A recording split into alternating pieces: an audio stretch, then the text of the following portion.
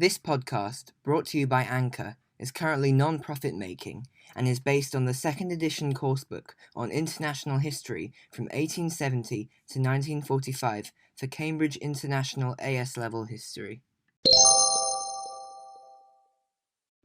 Greetings, podcast listeners. Back onto the 7th series, Empire and the Emergence of World Powers from 1870 to 1919, and today's episode will be about the Boer Wars. Firstly, technically, who should win the war and why? On the one hand, the Boer farmers should win. This is because they are motivated as they are fighting for their homeland. They know the area well as they have grown up and lived there. As it is their homeland, they will have the support of many locals, South Africans, who also wish for freedom. Also, the Boers will likely employ tactics such as guerrilla warfare to avoid British weapons. Furthermore, they will use their abilities of skilled horsemanship and being skilled marksmen to their advantage. On the other hand, the British are likely to win. This is because, with the combination of their superior weapons and firepower, with the highly advanced training, they are strategically superior. Also, as they have an extensive imperial empire, they have much better access to financial resources, which they can use to purchase more weapons and ammunition.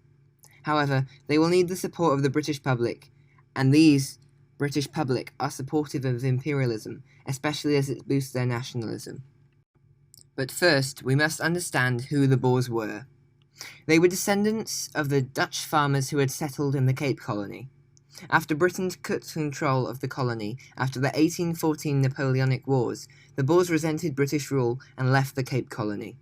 Between 1835 and 1840, they left and went to Transvaal and the Orange Free State. As the German Kaiser was following the policy of Weltpolitik, he wished to expand German interest by gaining another colony with support from the Boers. Therefore, the German Kaiser supported the Boers in their conflict against Great Britain.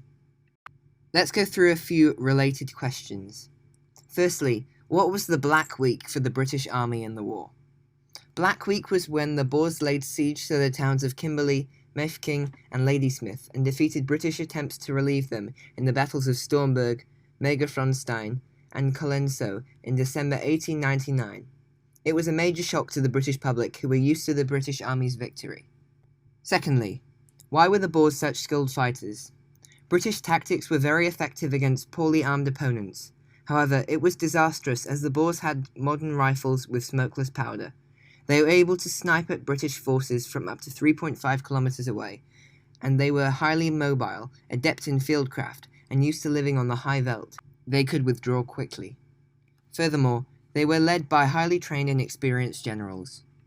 Thirdly, what role did subjects from the British Empire play in the conflict?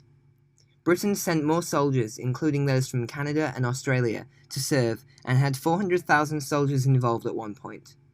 Also, many British people at home volunteered to serve in South Africa. Fourthly, what tactics did the British use to overcome the Boers' guerrilla warfare? They built stone and corrugated iron blockhouses, which were manned by permanent garrisons and connected by telephone and barbed wire fences. They also burnt farms to prevent guerrillas from obtaining supplies, information, and assistance. These were also used as a punishment for supporting the guerrilla fighters. Fifthly, how much did the war cost Britain financially and in casualties? Including resources and arms, it cost Britain £210 million, which is worth £25 billion today, and resulted in 120,000 British and Imperial casualties, including 22,000 British deaths. 2/3 were as a result of disease and inadequate medical supplies. Let's go into a bit more detail. Why did relations worsen between Britain and Germany by 1914? In 1905, the Kaiser stated that Germany supported Moroccan independence to attempt to cause a split between Britain and France. However, Britain continued to side with France due to Entente Cordiale, even when he sent a gunboat to the Moroccan region to undermine French power. Now, the naval arms race. Germany began their naval program, believing it was necessary to protect their trade and empire.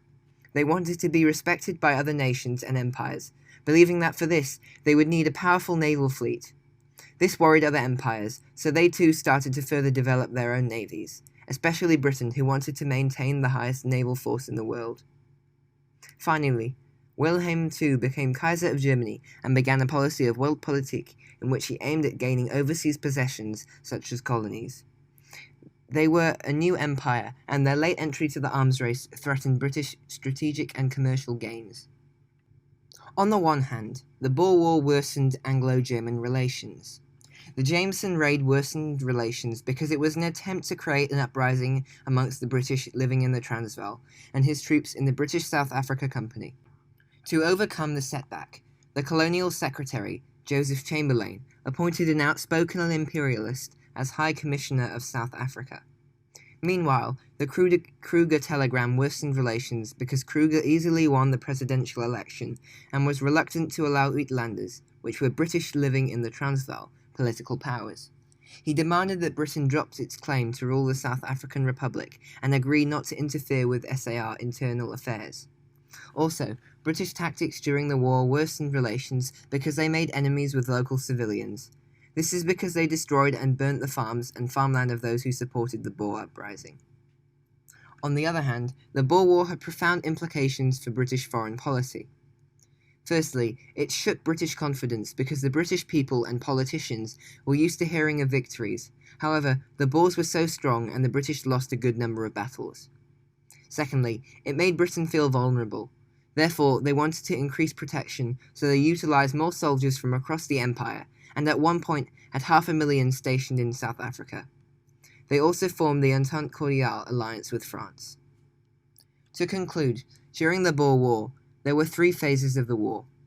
The first phase was from October 1899 to December 1899.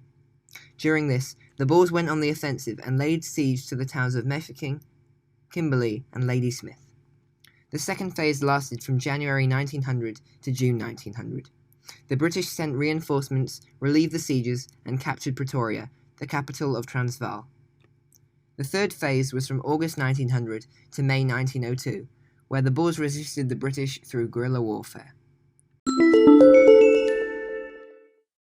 Thank you for listening to this episode of my podcast. In the next episode, I'll be starting Series 9, The League of Nations and International Relations in the 1930s, as I have finished studying the 1920s.